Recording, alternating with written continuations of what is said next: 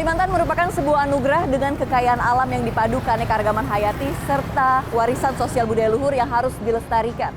Berbagai cara ditempuh demi terjaganya kelestarian bumi Kalimantan.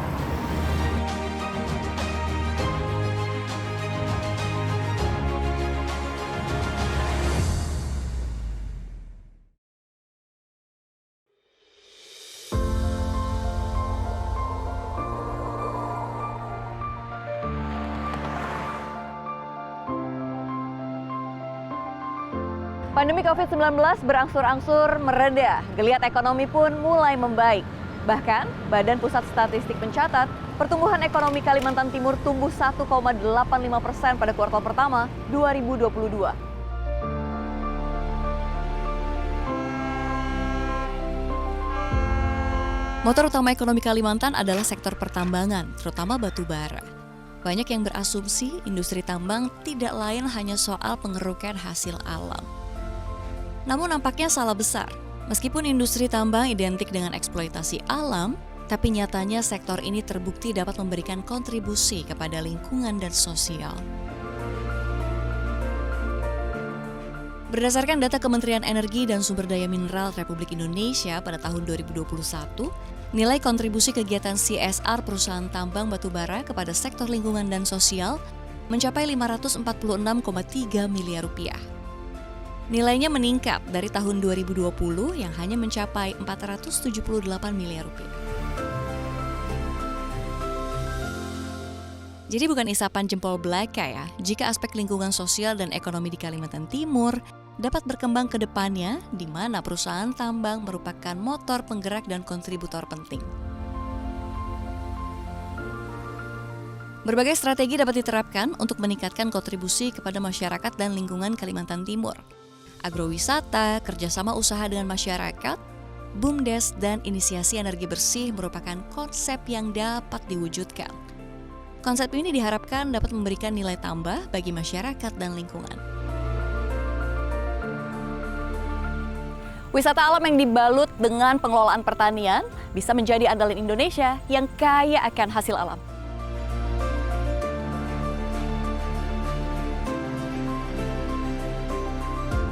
Ya, salah satunya seperti di tempat saya berdiri saat ini di Agrowisata Mapantama yang dikembangkan oleh PT MHU di Desa Losumber, Kecamatan Lowakulu, Kabupaten Kutai Kartanegara, Kalimantan Timur.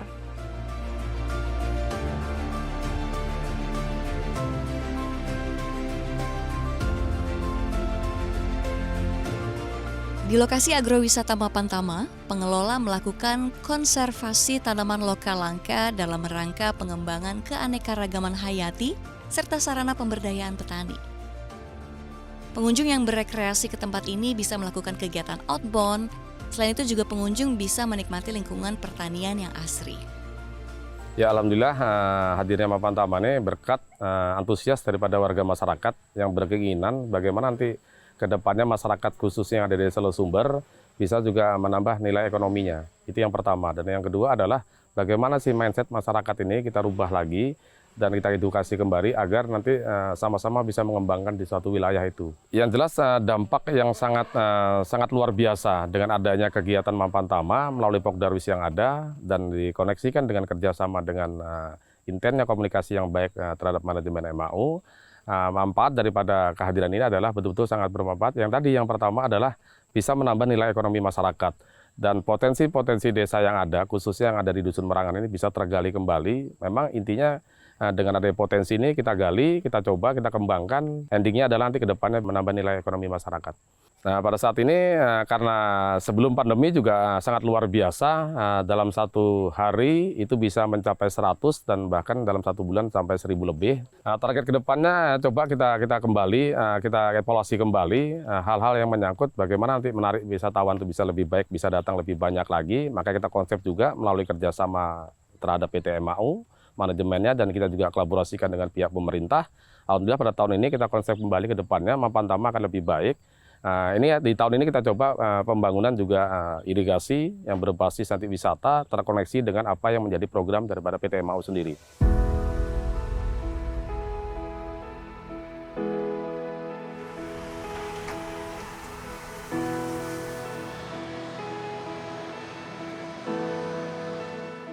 Tak hanya pertanian, industri peternakan di Kalimantan juga memiliki potensi yang tak kalah besar.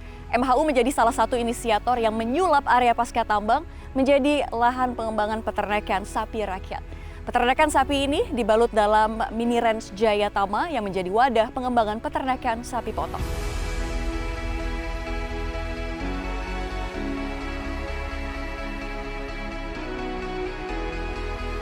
Mini ranch Jayatama dibangun di atas lahan pasca tambang MHU seluas 200 hektar yang bisa menampung lebih dari 200 ekor sapi.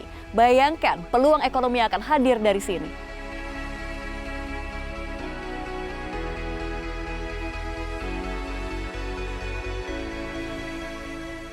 Program ini tidak hanya memberikan manfaat bagi masyarakat sekitar, melainkan juga untuk dunia pendidikan tinggi dan pemerintahan. Mini Ranch telah digagas menjadi laboratorium lapangan pengembangan sapi lokal terintegrasi di lahan pasca tambang oleh Universitas Kutai Kartanegara Tenggarong, Universitas Mula Warman Samarinda, dan Universitas Pajajaran Bandung.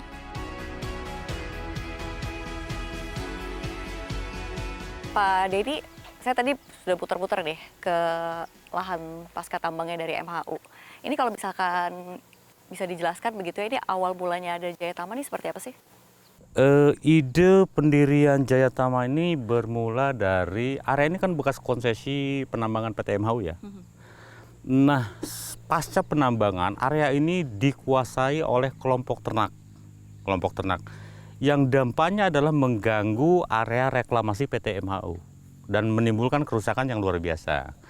Nah, untuk itulah ini bukan masalah, tapi kami cari solusi, kemudian kami himpun kelompok ternak, kami isolir, kami berikan lokasi secara resmi, kemudian kami didik, kami latih untuk meningkatkan produktivitas mereka. Begitu. Baik, kalau misalkan dengan adanya Jayatama ini berapa besar sih manfaatnya? Manfaatnya saya pikir sangat besar sekali. Pertama, pola peternakan yang dianut oleh masyarakat dulu adalah sangat ekstensif sekali ya. Jadi mereka mengembala secara liar, tidak terkontrol, tidak termonitor dengan baik, sehingga sapinya tuh sangat liar sekali. Kemudian tingkat produktivitas mereka juga rendah karena angka kematian juga sangat tinggi. Nah, akhirnya kita rekrut tenaga-tenaga ahli dari berbagai universitas yang ada di Indonesia untuk mengadakan kajian dan sebagainya. Apakah ini bisa dimaksimalkan dan menjadi suatu potensi ekonomi yang luar biasa? Ternyata memang bisa kita maksimalkan. Akhirnya kita berkolaborasi, tidak terjadi konflik dan masyarakat malah justru masyarakat sangat tertarik sekali untuk bergabung dengan kami. Baik, kalau misalkan melihat sebelum adanya Jayatama ini Mini Ranch Jayatama ini dan sesudah, seperti apa sih perkembangan ekonomi yang hadir dari lahan ini? Eksistensi keberadaan mereka di sini tentunya juga harus terjamin ketersediaan pakan. Contoh dari pakan, kita kasihkan lahan, kita bantu olah tanahnya, kita bantu pupuknya, kita bantu bibitnya, sekaligus hasil panen mereka juga kita beli, kita tampung. Salah satu contoh saja ketua kelompok tani yang bernama Pak Sucipto, itu satu periodik tanam saja menghasilkan duit 14 jutaan yang kami beli. Ini artinya ada peningkatan secara ekonomi manfaat yang diterima oleh mereka, oleh masyarakat. Iya, baik. Saat ini Mini Ranch Jayatama memiliki program kemitraan dengan masyarakat. Adapun program utama yang digelar antara lain menekan jumlah kematian padat, sehingga dapat meningkatkan populasi sapi yang berkualitas, penggemukan sapi, penyediaan rumput pakan, dan pendidikan serta penyuluhan bagi pembudidaya. Manfaatnya dengan adanya Mini Ranch ini kami mendapatkan surat izin untuk aktivitas ternak yang di kelompok. Untuk menangani angka kematian yang dulunya hampir 10%, sekarang udah hampir 0%.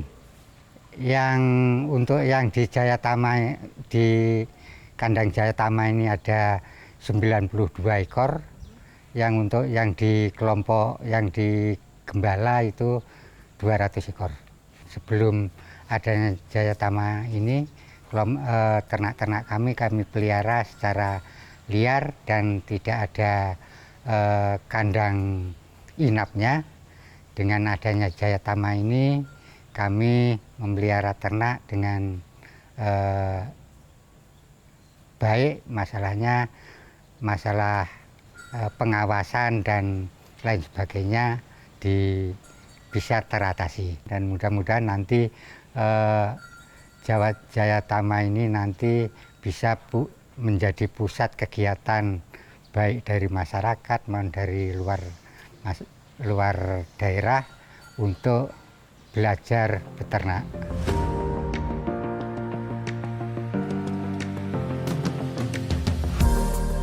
MHU juga mengkonversi area pasca tambang menjadi fasilitas pengelolaan air bersih sejak 2008 di beberapa lokasi. Di antaranya di Desa Margahayu, Kelurahan Loa Ipu Darat, dan Desa Sungai Payang.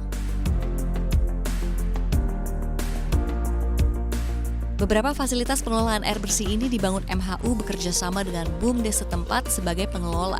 Air bersih ini disalurkan kepada lebih kurang 8.000 jiwa. Kebutuhan sanitasi dan air bersih warga dapat terpenuhi secara baik karena fasilitas ini menerapkan standar perlakuan dan pemantauan air yang tinggi sesuai dengan standar baku mutu. Kami bangga dan berterima kasih kepada PT Multi Harapan Utama, di mana pada tahun 2022 ini PT Multi Harapan Utama telah membangunkan WTP di desa kami di 2 tempat. Dan di posisi kita saat ini adalah WTP kedua yang dibangun oleh PT MHU melalui CSR-nya, di mana masyarakat sebelumnya menggunakan air sungai untuk bahan untuk mandi dan menjadi air bersih. Dan insya Allah pasca telah selesainya dibangun WTP ini, insya Allah masyarakat akan bisa mendapatkan air bersih yang lebih layak, lebih higienis. Dan alhamdulillah di 2 dusun ini, Dusun Kuntap yang jumlah kakaknya sebanyak 167, kemudian di Dusun Broa dengan jumlah kakak sebanyak 148 yang insya Allah akan menerima manfaat dengan hadirnya pembangunan WTP ini.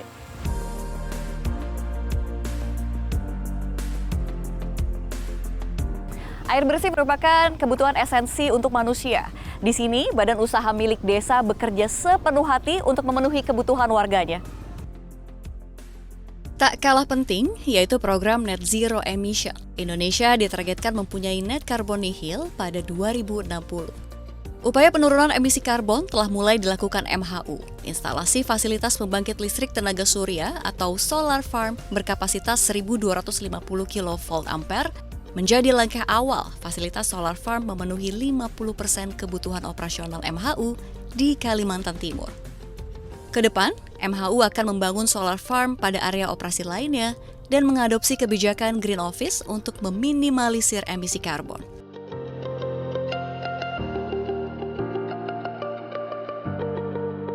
Ya, kali ini saya sudah bersama Bapak Wijayono Sarosa. Beliau merupakan GM dari Mining Support PT MHU. Halo Pak Wijaya, apa kabar? Alhamdulillah, baik. Baik, Pak Wijaya, apa sih yang mendasari inisiatif energi berkelanjutan di PT MHU?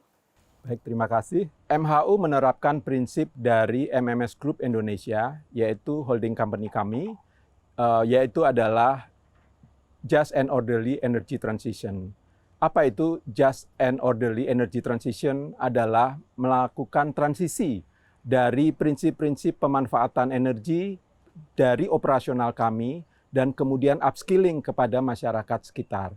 Sehingga harapannya pada saat masa pasca tambang, masyarakat sekitar dapat menerapkan skill set berkelanjutan yang sudah kita terapkan di dalam operasional kami. Baik, ini bisa dijelaskan nggak sih sejauh apa kontribusi MHU untuk energi berkelanjutan? Ya, pemanfaatan renewable energy merupakan komitmen yang besar oleh PT MHU karena dengan demikian ikut di dalam proyek atau program pemerintah untuk pembauran energi. atau juga mix energy dengan menggunakan sumber-sumber energi yang berkelanjutan. Dengan kontribusi ini, maka MHU ikut dalam program pemerintah tentang climate change. Baik, Pak Wijaya, ini sangat menarik sekali ya. Kalau kita lihat di belakang ini sudah terpampang begitu ya, Pak, solar panel ini. Sebenarnya seberapa besar sih pemanfaatan untuk operasional di PT MHU sendiri? Ya, kalau kita lihat di sini, luasnya adalah 1,5 hektar. Dengan demikian bisa dihasilkan dari surya, ini adalah 1.250 kilo kVA. Ini akan dimanfaatkan sepenuhnya untuk pemrosesan batu bara, pelabuhan, dan juga fasilitas yang ada di sekitar sini, misalnya adalah kantor. Dengan demikian, pemanfaatan PLN bisa secara paralel bersama dengan pemanfaatan solar panel. Baik, ini ada nggak sih untuk target-target ke depan nih akan memperlebar atau memperbesar kapasitas atau bagaimana nih Pak Wijaya? Ya, sejauh ini karena lahan yang ada tidak memungkinkan untuk bisa diperlebar, tetapi MHU berkomitmen untuk lebih memanfaatkan solar panel ini. Rencananya akan dilakukan juga di pelabuhan yang lain yang berada di proyek MHU ini. Dan suatu saat nanti kita juga berencana untuk memanfaatkan kolam pasca tambang untuk digunakan untuk solar panel. Sehingga suatu saat kapasitasnya bisa lebih besar dari yang ada saat ini.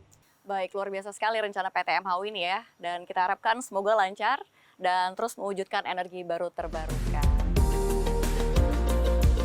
MMS Group Indonesia selalu menjadikan kaidah pertambangan yang baik dengan aspek pengelolaan lingkungan hidup, inisiasi konservasi, standarisasi usaha jasa, pengawasan teknis, serta pengembangan dan pemberdayaan masyarakat sekitar sebagai pedoman dalam kegiatan operasi yang dilakukan perusahaan. Hal itu dibuktikan oleh anak perusahaan MMS Group Indonesia, yakni PT Multi Harapan Utama atau MHU yang berhasil memborong 5 penghargaan dalam ajang prestasi keberhasilan penerapan kaidah teknik pertambangan yang baik atau Good Mining Practice atau GMP Award 2022 yang diselenggarakan Kementerian ISDM. Jelas sudah kelestarian Kalimantan merupakan hal utama yang harus dijaga. Berbagai cara dikerahkan untuk mewujudkan hal ini.